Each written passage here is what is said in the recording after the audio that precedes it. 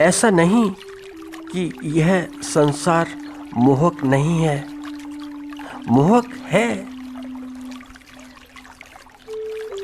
ऐसा नहीं कि यह सृष्टि मोहक नहीं, सुंदर नहीं, नहीं सुंदर है, मनमोहक भी है, पर उतनी मनमोहक नहीं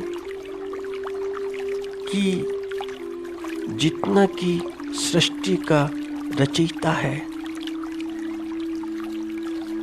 सृष्टि के रचयिता से अधिक सृष्टि मनमोहक कैसे हो सकती है कि जितना सृष्टा मनमोहक हो सकता है।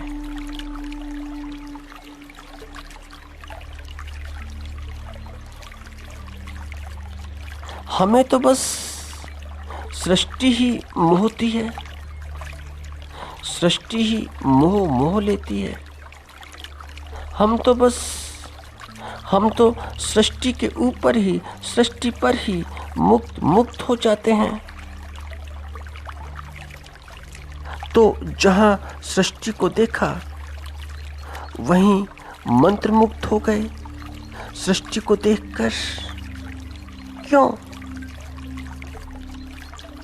सृष्टि को देखकर इतने मंत्रमुग्ध क्यों?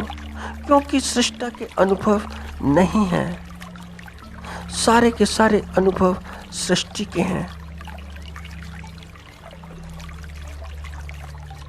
क्योंकि सृष्टा को नहीं देखा है।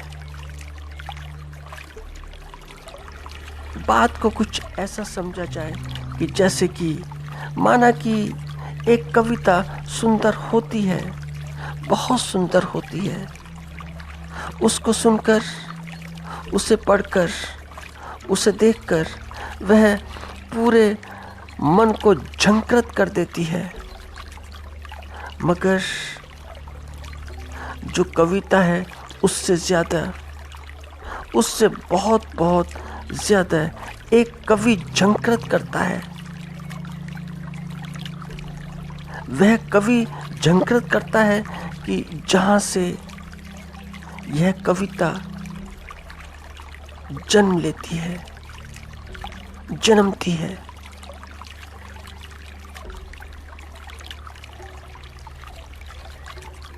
मूर्ति सुंदर है, पर मूर्तिकार से अधिक सुंदर नहीं। कोई भी मूर्ति, कैसी भी मूर्ति हो, मूर्तिकार के हाथों से अधिक सुंदर नहीं हो सकती है। क्योंकि मूर्ति को गढ़ने वाले जो हाथ हैं वे मूर्तिकार के ही हाथ होते हैं। तो कोई भी रचना उतनी सुंदर नहीं हो सकती कि जितनी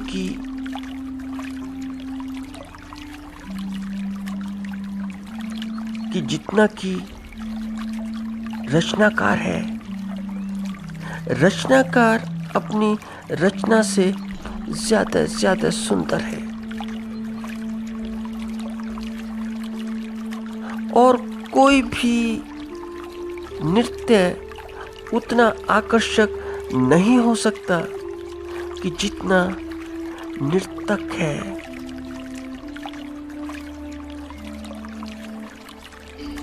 पर हमारा परिचय नृत्य से है, नर्तक से बिल्कुल नहीं।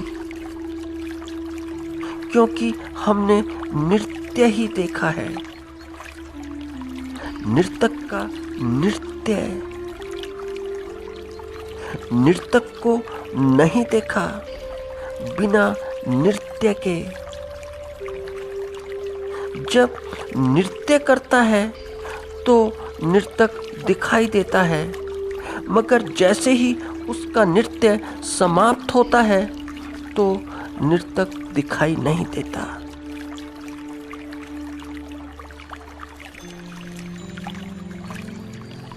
तो यह रचना, यह सृष्टि इतनी अद्भुत है, इतनी अद्भुत, तो जरा सोचने का विषय है।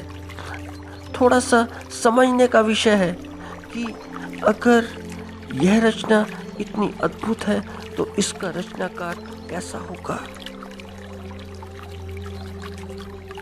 तो कृति अगर इतनी अद्भुत है तो कर्ता कैसा होगा।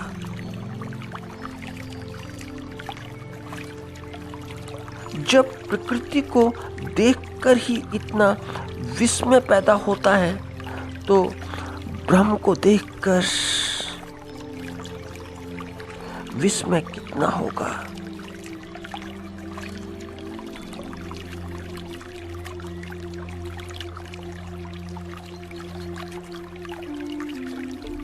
तो एक बार ऐसा हुआ कि भगवान बुद्ध इस सृष्टि के बड़े बड़े अद्भुत व्यक्ति, उन्हें व्यक्ति बोलो या भगवान बोलो, जो तुम्हें सहूलियत हो वहाँ से बात करो। मेरी दृष्टि से अगर व्यक्ति से बात करते हो व्यक्तिगत होकर तो यह थोड़ा सा हमारे लिए महत्वपूर्ण हो सकता है, मानव जाति के लिए महत्वपूर्ण हो सकता है कि मानव जाति थोड़ी सी आगे बढ़े। तो भगवान मानने की भी आवश्यकता नहीं, यात्रा करने की आवश्यकता है। जब यात्रा हो जाए, जब अनुभव हो जाए तो फिर तुम उन्हें व्यक्ति नहीं बोलोगे, भगवान ही बोलोगे। तो क्या हुआ कि बुद्ध वैशाली गए, महात्मा बुद्ध, तो उनके साथ में शिष्य भी थे और महात्मा बुद्ध के साथ में ऐसा नहीं कि एक दो शिष्य हों या सैकड़ों में हों, वे हजारों में होते थे, हजारों में इसलिए क्योंकि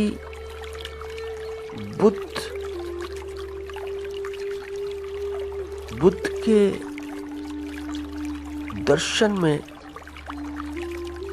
एक भी ट्रेडिशन नहीं है, कोई भी परंपरा नहीं है, क्योंकि भगवान बुद्ध ने कोई ट्रेडिशनल नॉलेज नहीं ली, कोई परंपरा से कोई ज्ञान नहीं लिया, क्योंकि बुद्ध की अपनी ही परंपरा थी, अपनी ही होती ही है, क्योंकि शास्त्र जो बोले वही शास्त्र है, जो उसके मुख से निकल जाए वही शास्त्र है। तो महात्मा बुद्ध का शास्त्र सारा का सारा अपना है और शास्त्र भी ऐसा कि वहाँ पर भूल चूक की कोई गुंजाइश बहुत कम है। तो हुआ क्या कि वे सारे शिष्यों के साथ, उनके सारे शिष्य रोज रोज भिक्षा मांगते थे, भिक्षुक थे, भिक्षा मांगकर ही पेट भरते थे, क्योंकि शरीर को भोजन भी चाहिए। तो सारे उनके शिष्य निकल जाते रोज रोज भिक्षा मांगने। तो वैशाली की बात है, वैशाली में, उसी वैशाली में एक सबसे खूबसूरत स्त्री थी, सबसे सुंदर। उस स्त्री को वैशाली की सबसे सुंदर स्त्री का खिताब मिला हुआ था, मगर वह सुंदर स्त्री नगर वधू थी, नगर वधू, पूरे नगर की वधू। और आज की शब्दावली में बोला जाए तो वह कॉल गर्ल थी, कॉल गर्ल। तो स्वाभाविक है कि उसके पास में बड़े बड़े नगर सेठ जाते थे, उसकी चौखट पर पहुंचते थे, वह अपने नृत्य से उन्हें आनंदित करती थी, मगर वह घास नहीं डालती थी। कोई भी सेठ हो, कोई भी नगर सेठ हो, उसके पास सब कुछ था, धन था, संपदा थी, सब कुछ था, और उसके पास अपना एक महल भी था, वैशाली में ही। तो एक दिन हुआ क्या कि भिक्षा मांगने के लिए भगवान का एक भिक्षु पहुंच गया उसकी चौखट पर। उसने भिक्षु को देखा। भिक्षु क्या था? कोई जादू था, कोई जादुई व्यक्तित्व था, बड़ा सौम्य था, बड़ा बड़ा सौम्य, और उसकी आंखें झुकी झुकी, गिरी गिरी, उसकी पलकें सारी नीचे नीचे। तो आम्रपाली ने जब उस भिक्षु को देखा तो पहली नजर में ही वह भिक्षु के प्रेम में खींच गई, खींची चली आई। भिक्षु को देखते ही वह अपने हाथों से भिक्षा लेकर आई। उस भिक्षु को भिक्षा दी, मगर एक निवेदन भी किया, प्रेम निवेदन, मगर दूसरे शब्दों में। वह बोली कि बरसात शुरू होने वाली है, 2-4 दिन बाद अब बरसात शुरू हो जाएगी। आप भिक्षा मांगते हैं, भिक्षा मांगकर आप परेशान होंगे, रोज निकलेंगे, रोज जाएंगे, और वर्षा ऋतु में आप परेशान होंगे। तो एक काम कीजिए कि बरसात मेरे महल में ही रुक जाइए और रुककर मुझे कृतार्थ कीजिए। तो भिक्षु बोला, भिक्षु ने उत्तर दिया कि यह मैं नहीं कर सकता हूँ, इसके लिए मुझे शास्त्रा की अनुमति चाहिए। वे जब तक नहीं बोलेंगे मैं कैसे रुक सकता हूँ? अगर उनकी अनुमति मिल गई तो ठीक, तो अवश्य आऊँगा।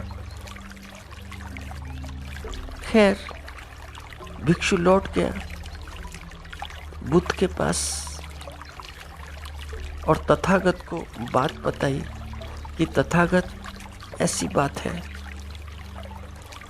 तो बुद्ध ने भिक्षु को देखा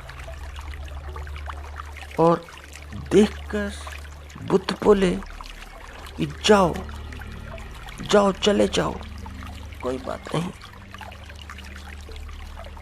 तुम वहां पर 2-3 महीने रुक जाओ।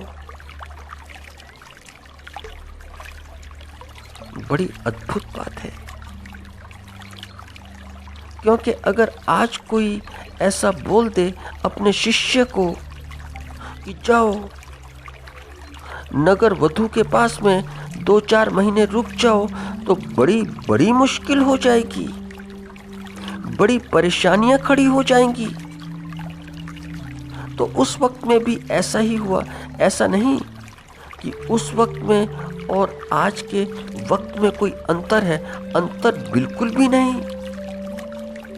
तो उस वक्त भी हुआ क्या कि बाकी जितने भी भिक्षु थे खुसर पुसर करने लगे कि हमारी तो इतनी हिम्मत ही नहीं कि हम तथागत से ऐसा पूछें कि हम नगर वधु के यहाँ रुक जाएं, और इसने इतनी हिम्मत की, इतना हौसला किया।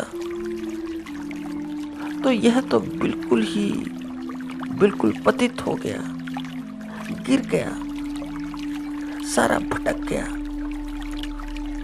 और खुसर पुसर यह भी होने लगी कि भटकाया भी शास्त्रा ने, भटकाया भटकाया किसने? शास्ता ने। सारी उल्टी सीधी बातें, सारी अनाप शनाप बातें, सारी ऐसी ही चर्चाएं।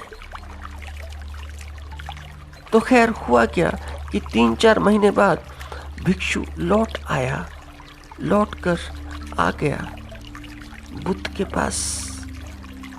मगर वह अकेला नहीं था, साथ में आम्रपाली भी थी। तो बुद्ध ने आम्रपाली को देखा। आम्रपाली ने उनके पैर छू लिए, उनका चरण स्पर्श किया और आज्ञा मांगी कि मुझे आप अपनी भिक्षुणी स्वीकार करें, मुझे भिक्षुणी बनाकर मेरा जीवन सफल बनाए, ऐसा ही सफल बनाए कि जैसे कि इस भिक्षु का है। क्योंकि पता नहीं इस भिक्षु के पास है क्या, कौन सी अनमोल संपदा है। क्योंकि भिक्षु को पाने के लिए मैंने वह सब कुछ किया जो कि जीवन में आज तक कभी नहीं किया और किसी के साथ नहीं किया। मैंने पूरा पूरा मोल लगा दिया और वह मोल लगा दिया जो मेरे पास था, धन का, वैभव का, शरीर का, सबका। मगर पता नहीं कि भिक्षु के पास में क्या अनमोल आपने दिया है, और जो भिक्षु को अनमोल दिया है वह अनमोल मुझे भी दे दें।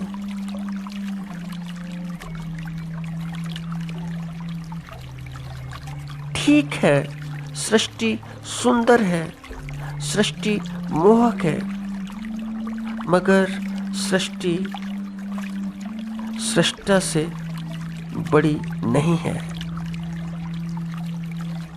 सृष्टा से सुंदर नहीं है, सृष्टि सृष्टा से विराट नहीं है।